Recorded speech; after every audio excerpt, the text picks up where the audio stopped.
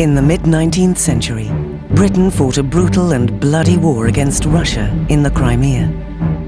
The sheer scale of suffering inspired Florence Nightingale to pioneer the ideas of modern nursing. It made her an icon of Victorian virtue.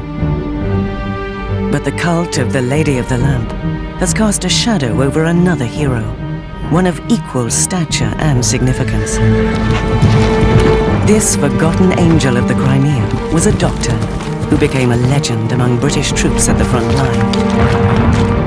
Middle-aged, illegitimate, and from the outer reaches of the British Empire, she was one of the most unlikely celebrities of the Victorian age. Her name was Mary Seacole. After a century of obscurity, Mary Seacole is reclaiming her place in history.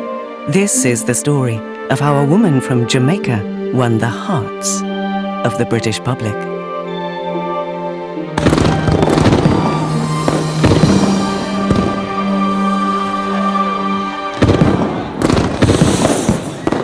In 1857, Mary Seacole was so famous that 80,000 people turned out to honor her as a Crimean hero.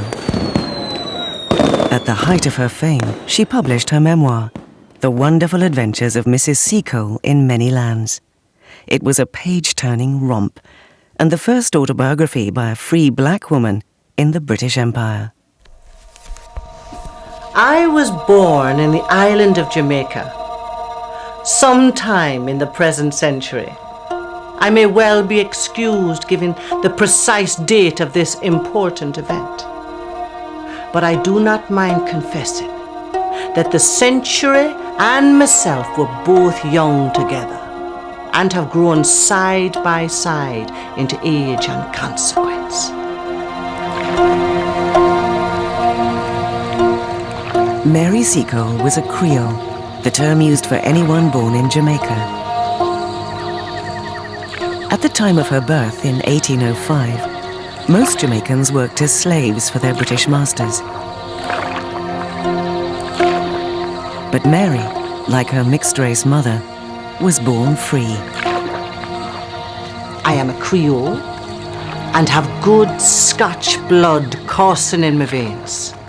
My father was a soldier of an old Scotch family, and to him I often trace my sympathy for the pomp and pride of glorious war. She was very proud of her Scottish ancestry. Mary Seacole would have been born into a Jamaica where the lighter you were in terms of your skin color, the higher you were on the status ladder. And so the Scottish part of her background would have brought her pride because it gave her an inroad into white society. Her mixed ancestry may have ranked her above the mass of Jamaicans. But even free people of color were kept in their place by the whites. They'd faced a series of limitations.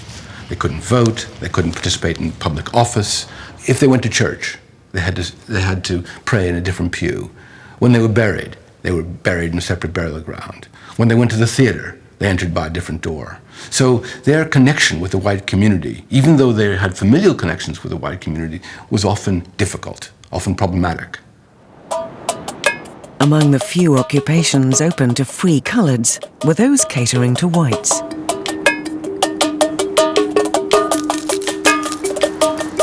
Mary's mother ran one of Kingston's top hotels, and it was patronized by the elite of the British Army. The secret of its success was that it offered far more than home comforts.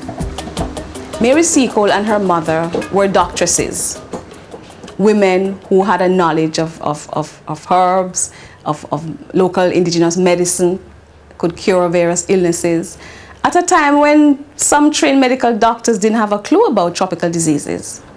The hotel doubled as a hospital where sick officers were treated with traditional African remedies. Visiting British doctors were impressed. One of the more open-minded of them wrote a book, Thomas Dancer, describing the particular remedies, the particular herbs, the particular roots and seeds and concoctions that people like Mary used. And he analysed them and he said these are, in many cases, better than any of the Western medicines we have brought over. They are used to treat very specific conditions, and they work extremely well, he said. Mary Seacole's mother was renowned for her remedies for cholera, dysentery and diarrhea. She passed this local knowledge down to her daughter, who also picked the brains of visiting British doctors and surgeons. One soldier nicknamed her Contrary Mary. I was very young when I began to use what little knowledge I had acquired from watching my mother upon a great sufferer. Whatever disease was prevalent in Kingston, be sure my poor doll soon contracted it. Before long, it was very natural that I should seek to extend my practice. Many luckless brutes were made to simulate diseases and had forced down their reluctant throats the remedies I deemed most likely to suit their supposed complaints. And after a time I rose still higher in my ambition, and despairing of finding any other human patient, I proceeded to use my medicines and my essences upon myself.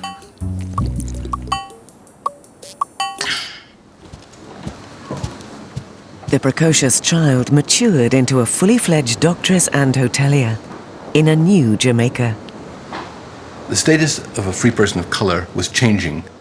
In 1830, the Jamaican House of Assembly passed legislation making free people of color the legal equals of whites.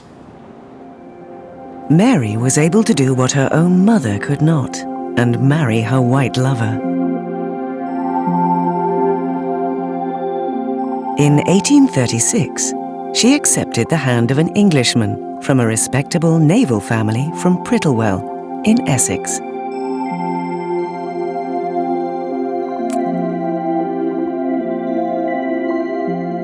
Edwin Horatio Hamilton Seacole was Admiral Nelson's godson. He was a merchant, and together they opened a store. He would give his wife ample opportunity to practice her skills. Poor man. He was very delicate. I suspect that in many ways it was a marriage of convenience on both sides. That Edwin Seacole, who it's clear was sickly, needed a good nurse. On the other hand, Mary, as any sensible Creole woman in that period would have thought, would have seen a probably fairly well-off white man as a very good stepping stone into the elite of Kingston society. I kept him alive by kind nursing as long as I could. But at last he grew so ill that he died. The death of her husband was a major setback, forcing Mary to make her own way in the world. At the age of 45, she looked beyond Jamaica and pinned her future hopes on opening a hotel in a wild frontier town in Panama. The proud Creole, who saw herself as the equal of any white, was about to set foot in a world where black people of any shade were truly second-class citizens.